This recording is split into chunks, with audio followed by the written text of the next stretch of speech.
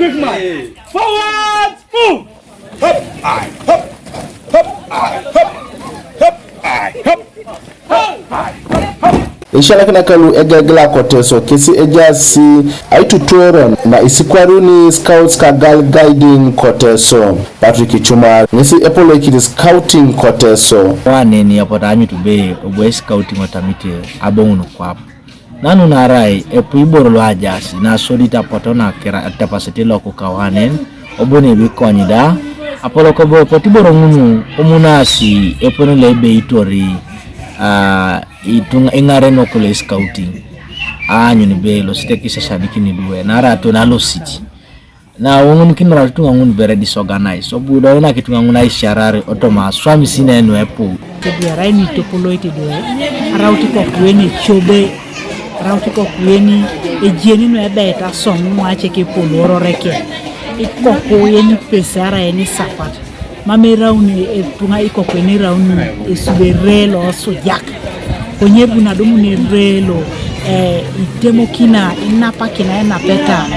osodikini itopoleke kale ponele beitori ajawu obu ichumari simiko ikauri aka achama kini kechedwe adumu na itutwero kanu kesi ara unitunga lu echobe kwa ingare nye kopana kapijari jeni kwa nabe abungu aijamamu arino teso mislo lijari kata kwi terekeselo sete Osomeroi ojenete ibor nabeta aisha nakini duwe awuri anakota ngai sinyiko ikini jobe scouting mamerai iboro kolola omito situnga kapati be bai nukingoko kapati be machi ngarai wo scouting ribori uni nesisoma isoma itwene bakai scout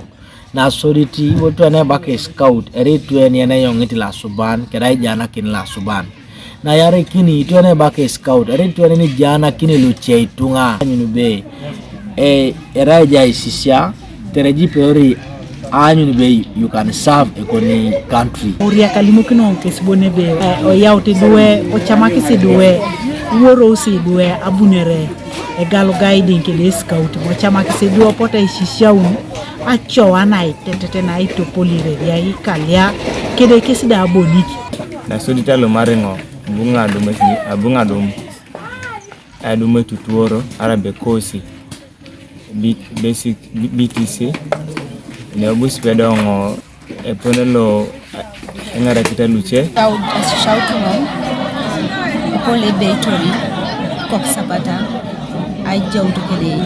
pole ejauto beke so the kopeseda how to guide the boy and the girl Bosco Okiro ngesaralo irere Osomeroi ko district akalo kata kwi obu ichora ki mwalimu na aitinga nikini duwe scouting ko Osomeroi nara eraina ediopete kotoma aishisha na ibechokita inejasi kesi. This is part of our curriculum and we are not just going to leave it there. So we must always be interested in seeing that we push on with the scouting, we push on with the girl guiding, for the reason that with the scouting and girl guiding, we are able to nurture disciplined children. Usually, scouts don't take time to do difficult things. They do in a very short time. Atukono na Ejakai na Katakwi Primary School. Nisi oponi tutorere imwalimu na perlo ichakisa kejo. Ajo kishio no scouting kere girl guiding terekesi ebo modre aisha nikini ikechedwe. Kanuka TV East, Francis Ochin kwa district ya Kalo Katakwi. Oterari jo.